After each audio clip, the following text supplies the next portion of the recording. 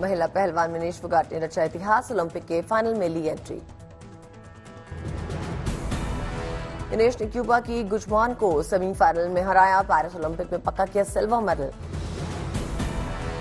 विनेश की इस कामयाबी पे देश में जश्न का माहौल है। हरियाणा में विनेश के घर जुटा फैंस का जमावड़ा। विनेश फोगाट से भारत को गोल्ड मेडल की आस, पिता महावीर बोले इस बार सोना पक्का। Wrestler Vinesh Phogat 50 kilo weight category के फाइनल में पहुंची। आज रात 10 बजे के बाद अमेरिका की सारा से गोल्ड मेडल के लिए भिड़ंत होगी। भारतीय hockey team gold medal race से बाहर। जर्मनी में 54वें मिनट में गोल दागकर 3-2 से जीता सेमीफाइनल। अब ब्रॉन्ज मेडल जीतने के लिए भारत आजमाएगा जोर, स्पेन से होगा महामुकाबला। 8 अगस्त को खेला जाएगा ब्रॉन्ज के लिए मुकाबला। शाम 5:30 बजे से होगा मैच। इतिहास रचने से बस एक कदम दूर, नीरज चोपड़ा 8 अगस्त को गोल्ड के लिए आजमाएंगे जोर। नीरज चोपड़ा के घर में खुशी का माहौल, पिता बोले देश में खुशी लेकर लौटेगा नीरज। आज भारत और श्रीलंका के बीच खेला जाएगा तीसरा वनडे मुकाबला। साख पे गुरु गंभीर की कोचिंग। आज उद्धव ठाकरे की सोनिया गांधी, खड़गे और राहुल गांधी से मुलाकात होगी। विधानसभा चुनाव और कई मुद्दों पर चर्चा की उम्मीद।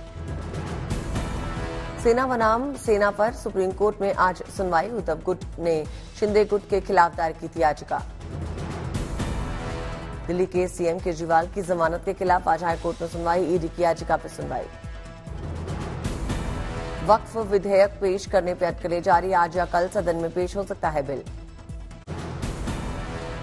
बांग्लादेश के अंतरिम सरकार की कमान संभालेंगे नोबेल पुरस्कार विजेता मोहम्मद यूनुस। राष्ट्रपति शहाबुद्दीन के प्रेस सचिव ने जानकारी दी। संसद भंग करने के बाद राष्ट्रपति शहाबुद्दीन और छात्र नेताओं के बीच बैठक में ये फैसला लिया गया। बैठक में सेनाओं के प्रमुख भी मौजूद रहे। शेख हसीना के भारत से बाहर जाने पर सस्पेंस बरकरार। अगले 48 घंटे के अंदर यूरोप जा सकती हैं हसीना। भारत उनकी यात्रा का कर सकता है प्रबंध। ब्रिटेन में शेख हसीना को पनाह मिलने पर सस्पेंस जारी। ब्रिटेन पहुंचने पर उनके खिलाफ बांग्लादेश के प्रदर्शनों के चलते हो सकती है कानूनी कार्रवाई। ढाका से दिल्ली पहुंचा एयर इंडिया का विमान। यात्री बोले अब बांग्लादेश में स्थिति काफी हद तक नियंत्रित। अयोध्या दौरे पर सीएम योगी आदित्यनाथ, साधु संतों से की मुलाकात। मिल्कीपुर उपचुनाव को देखते हुए नेताओं के साथ सीएम योगी का मंथन। बोले विपक्ष की गुमराह करने की राजनीति का जवाब दें। रामनगरी अयोध्या को सीएम योगी की सौगात। 50 ई गोल्फ कार्ट, इलेक्ट्रिक वाहन को दिखाई हरी झंडी। अयोध्या के साकेत सदन पहुंचे सीएम योगी, विकास कार्यों का निरीक्षण किया। सीएम योगी ने श्री राम हेरिटेज वॉक का उद्घाटन किया। दीवारों पर उकेरी गई रामकथा। मध्य प्रदेश में देवास को मुख्यमंत्री मोहन यादव की सौगात। 100 बिस्तर वाले मैटरनिटी अस्पताल का लोकार्पण किया। सूरत के लाजपोर सेंट्रल जेल प्रशासन की अनोखी पहल। जेल में बनाया अनोखा रेडियो स्टेशन। जेल में रेडियो स्टेशन की मदद से कैदियों का मनोरंजन होता है। कैदी और पुलिस बनते हैं रेडियो जॉकी। बाबा वैद्यनाथ के धाम में कांवड़ियों के लिए बनती है खास जलेबी। आलू की मदद से ये जलेबी तैयार होती है। कांवड़िए फलाबार करते हैं। अहमदाबाद में चलाया गया निर्भया के तहत अभियान। कानून व्यवस्था को बेहतर बनाने के लिए पुलिस की पहल।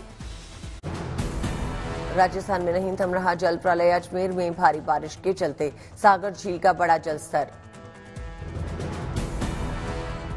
पाली की सड़कों पर लबालब पानी भरा। लोगों का आवागमन बुरी तरह से प्रभावित हुआ। पाली में राहत बचाव काम में जुटा प्रशासन। नाव की मदद से लोगों का सफल रेस्क्यू किया जा रहा है। करौली में गांव में घुसा मगरमच्छ। वन विभाग की टीम ने बड़ी मशक्कत के बाद रेस्क्यू किया। टोंक में युवक के लिए देवदूत बने एसडीआरएफ के जवान। पानी की तेज धारा में शख्स की जान बचाई गई। केदारनाथ में युद्ध स्तर पर जारी रेस्क्यू ऑपरेशन। सेना ने राहत बचाव काम के लिए पुल बनाया। उत्तराखंड में जारी हालात पर सीएम धामी की पैनी नजर। प्रभावित इलाकों का सर्वेक्षण किया गया। हिमाचल में बाढ़ प्रभावित इलाकों का बीजेपी सांसद कंगना रनौत ने दौरा किया। पीड़ित परिवारों से मुलाकात भी की। हिमाचल प्रदेश के रामपुर में बादल फटने से सैलाब आया, कंगना ने हर संभव मदद का भरोसा दिलाया। यूपी के वाराणसी में मौसम ने बदली करवट, कई इलाकों में झमाझम बारिश। वाराणसी में बड़ा गंगा नदी का जलस्तर, छत पे की गई गंगा आरती।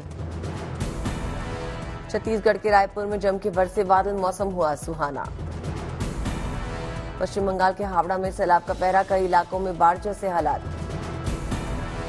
हावड़ा में बाढ़ ने बढ़ाई किसानों की चिंता, फसलों को हुआ नुकसान।